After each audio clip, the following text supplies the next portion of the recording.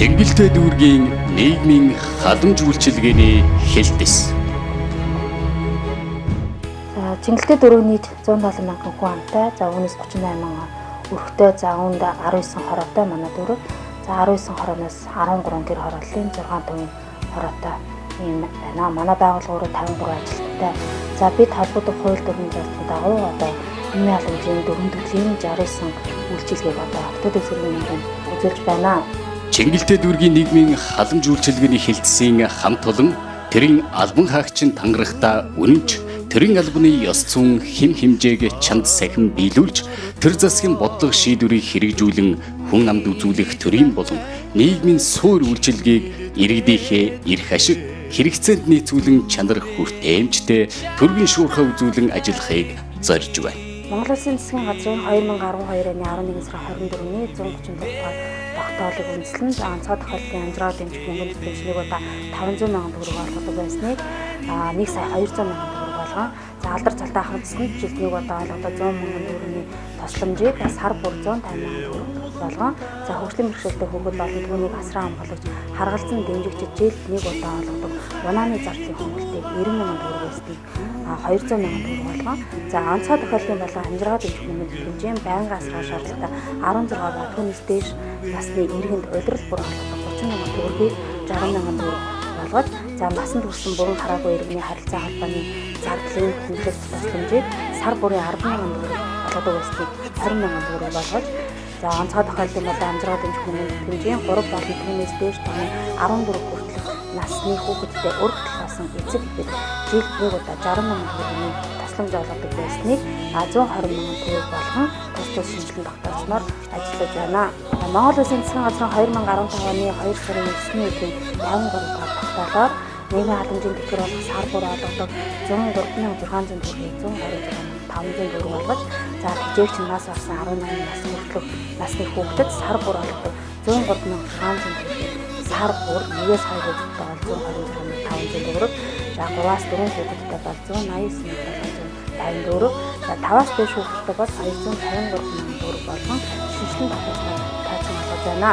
За онцгой тохиолдлын болон амжиргаа дэмжих мөнгөнд хэмжээнд байнгын асаргаа шаардлагатай 16 хүртэлх насны хүүхдэд улирал бүр олгодог мөнгөнд хэмжээлэг 30 мянган төгрөгийг сар бүр 126,500 төгрөг.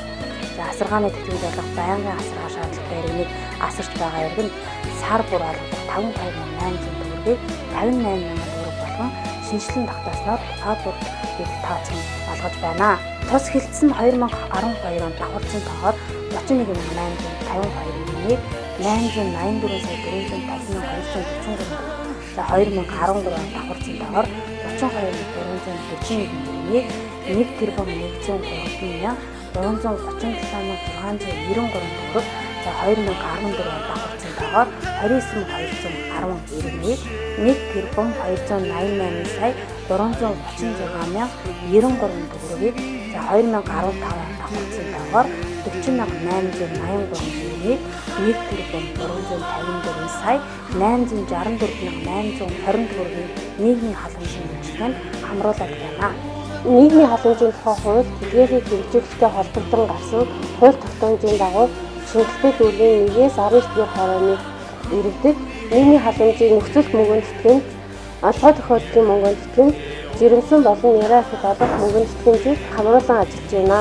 2012-оос 2016 оны хооронд нийгмийн халамжийн тэтгэвэр тэтгэмжийг нийт 24,822 иргэнд 19,6 тэрбум төгрөгийн онцгой тохиолдлын мөнгөнд тэтгэмжийг нийт 29,207 иргэнд 2,7 тэрбум төгрөгийг Ахмад настан алдар цолтонд олгодог хөнгөлөлт тусламжийн нийт 39,711 иргэнд 4,7 тэрбум төгрөгийг хөгжлийн бэрхшээлтэй иргэний хөнгөлөлт тусламжийг нийт 17,630 иргэнд 2,5 тэрбум төгрөгийг олон нийтийн оролцоонд түшгэлсэн халамжийн үйлчилгээ нийт 14,618 иргэнд 2 тэрбум төгрөгийг жирэмсэн их ниран тэтгэмж нийт 22,453 иргэнд 10 тэрбум төгрөгийг хүнс тэжээлийн дэмжлэг туслалцаа нийт 7492 иргэнд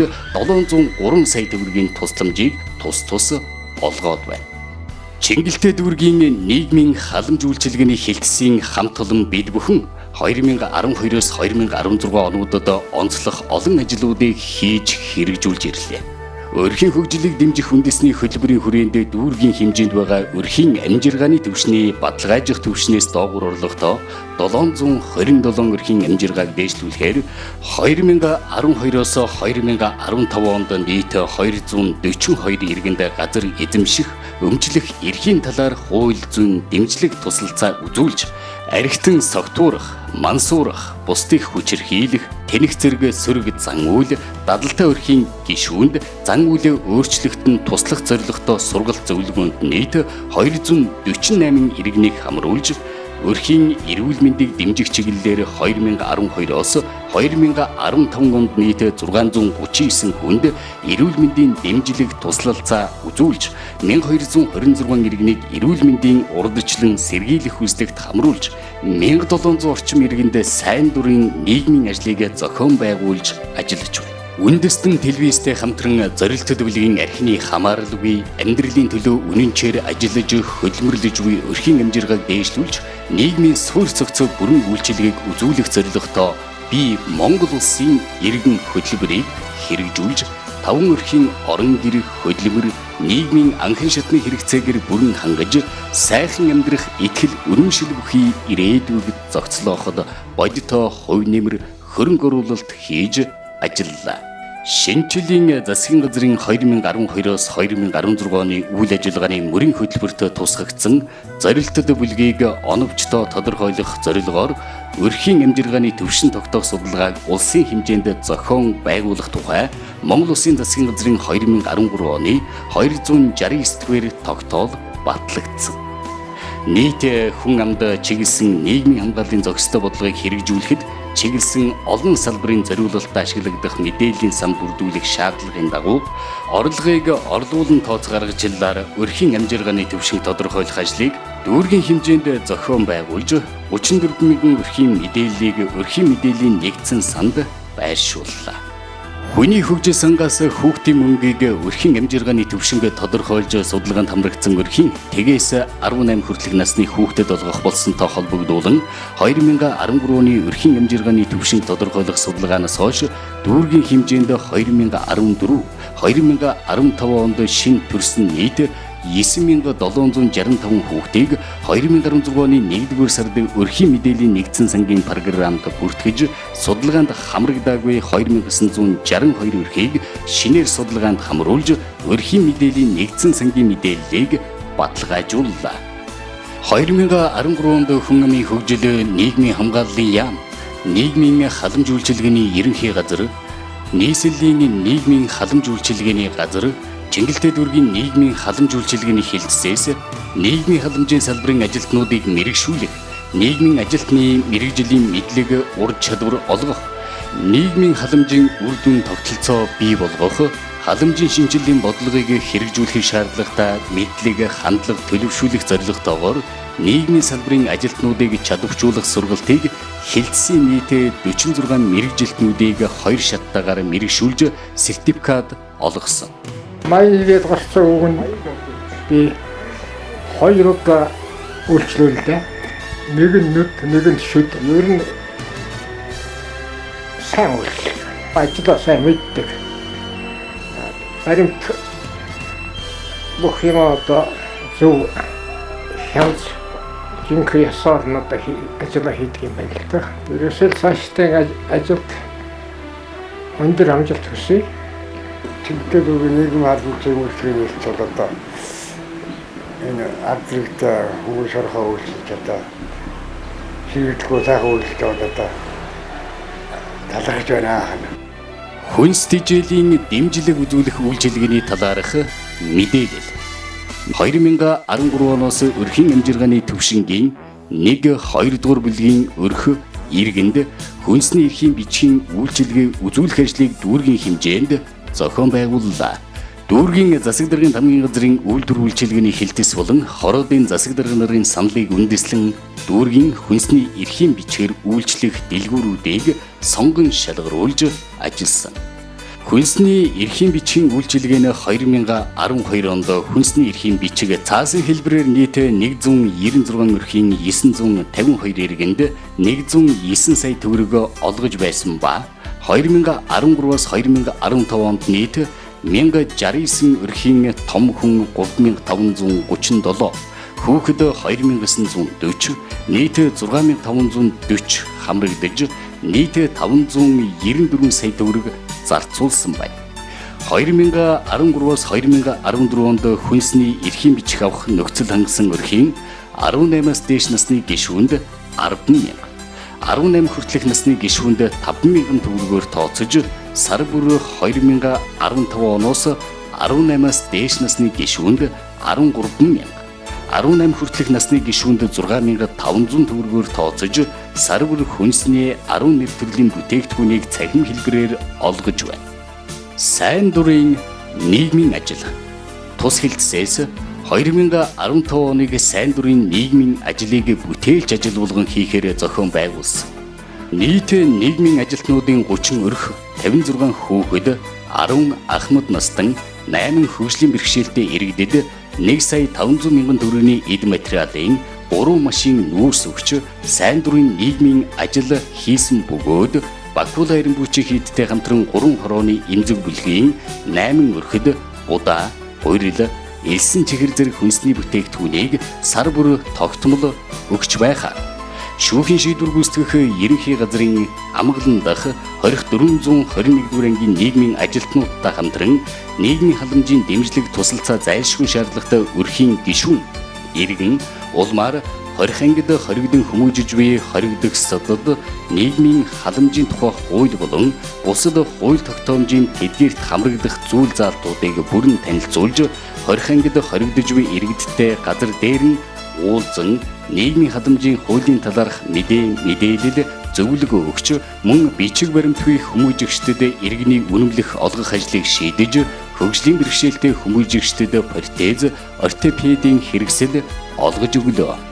Мөн иргэд олон нийт халамжийн мэрэгжилтнүүдийн хандвалсан номын санг гардуулан өгөв. Ахмадын баярыг тохиолдуулан тус хэлтсээ санаачлан Монгол Улсын боловсролын их сургуулийн биолог, эрүүл мэндийн 3 дугаар курсын 40 оюутантай хамтран сайн дурын нийгмийн ажлыг идэвхжүүлэх зорилтын хүрээнд 2014-өөс 2015 онуудад Батсөмбөрийн асамжийн төвийн 124 ахмад настан хөгжлийн бэрхшээлтэй иргэнд сэтгэл зүйн дэмжлэг туслалцаа, асаргаа сувилгаа, Ахмадын баярыг тохиолдуулан урлагийн тоглолт үзүүлэн нэг өдрийг тус төвийн ахмад настангуудтай өнгөрөөсөн ба 2012-оос 2016 оны хооронд тус төвд чингэлтэй дүүргээс нийт 11 ахмад настанг явуулан жил бүр өөрийн дүүргийн тус төвд байгаа ахмад настан хөгжлийн бэрхшээлтэй иргэдэд иргэн очиж сэтгэл санааны дэмжлэг үзүүлдэг юм.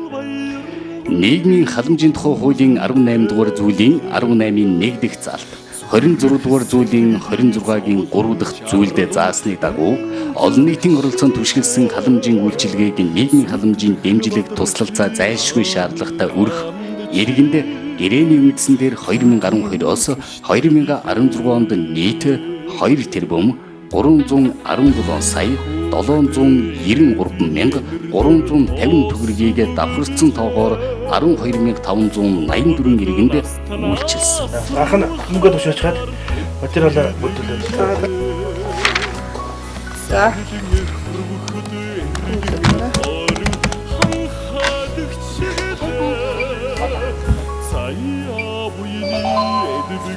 За болсон баярлалаа. Баярлалаа. Олон нийтийн оролцоонд ашигласан халамжийн үйлчилгээнд бусад халамжийн үйлчилгээнийхээ төрлүүдийг бодвол иргэн аж ахуйн нэгж төрийн засгийн байгууллагуудаар гэрээдэн гүйцэтгүүлэхээр онцлогтой байгаа. Мөн иргэд өөрсдийн хүсэл зорилгоор нэгдэн бүлэг болон хамтран ажиллаж төсөл хөтөлбөрт хамрагддагаараа онцлогтой байгаа. Олон нийтийн оролцоонд ашигласан халамжийн үйлчилгээнд ерөнхийдөө иргэдийн өөрсдийн хүсэл сонирхолд нийцүүлэн үйлчилгээгээ үзүүлдэг байгаа. 2012-оос 2016 онд давхарцсан доогоор 1938 иргэнд 148 сая 994,800 төгрөгийн үйлчилгээг үзүүлсэн байгаа. Манай дүүргийн хувьд олон нийтийн оролцоонд ашигласан халамжийн үйлчилгээнээс гэр оронгүй тэмэл амьдралтай өрх иргэдэд түвхэн анхаарч ажилласан. Энэ дээр анхаарч ажиллахдаа дүүргийн засаг дарганд хамгийн газар иргэдийн оролцооны хэлтэс, хөдөлмөрийн хэлтэс, иргэний бүртгэлийн хэлтэс мөн төрийн бус байгууллагуудтай хамтран ажилласан байгаа. Түр хамгаалах үйлчилгээнд хамрагдсан 135 иргэнээс ажил дуусгагдсан 23 иргэн, гэртээ хайрсан 15 иргэн, гэр бүлтэйгээ иргэн холбогдсон 45 иргэн, иргэний үнэлгээтэй олсон 28 иргэн, гүрэв тогтоолгосон 5 иргэн, өндөр насны тэтгэвэр тогтоолгосон 2 иргэн, хүний өвчтөний мөнгө авсан 10 иргэн, гэр оронтой болсон 3 иргэн байгаа. Таашид Монгол Улсын засгийн газрын үйл ажиллагааны хөтөлбөрт тусгасан нийгмийн хамгааллын бодлогыг тууштай хэрэгжүүлэхийн тулд төрийн байгууллагуудын уялдаа холбоог сайжруулах, өрхийн мэдээллийн нэгдсэн сан ашиглан халамжийн үйлчилгээг иргэдэд шуурхай чирэгдэлгүй хүргэх, мэдээллийн цахим технологиг нэвтрүүлэх ажлууд бидний өмнө тавьсан зорилтуудын нэг хэсэг болж байна. Манай хэлтс маань 2012 онд Чингэлтэй дүүргийн нийгмийн халамжийн үйлчлэгийн хэлтсүүд өөрчлөгдөж өөрөөр явуулсан гаруй зураг тогтоож байна. Энэ хугацаанд нийгмийн халамжийн бодлогыг дүүргийнхаа нийт иргэдэд бүтээмжтэй төрийн шуурга чанартай бүрдүүлэлтээр ашиглажээ. Цаашид урдах бололт амжилттай болтон илүү бүтээмжтэйгээр илүү чанартай, илүү иргэдтэй сэтгэл ханамжтай төрийн үйлчлэг өрөө ажиллах болно. Манай хамт олон цаашдаа өмнөх амжилт ололтоо улам баттгаж, төрийн үйлчилгээг ил тод нээлттэй иргэдээ сонсдог, тэдний сайн сайхны төлөө хичээнгүйлэн ажиллах болно.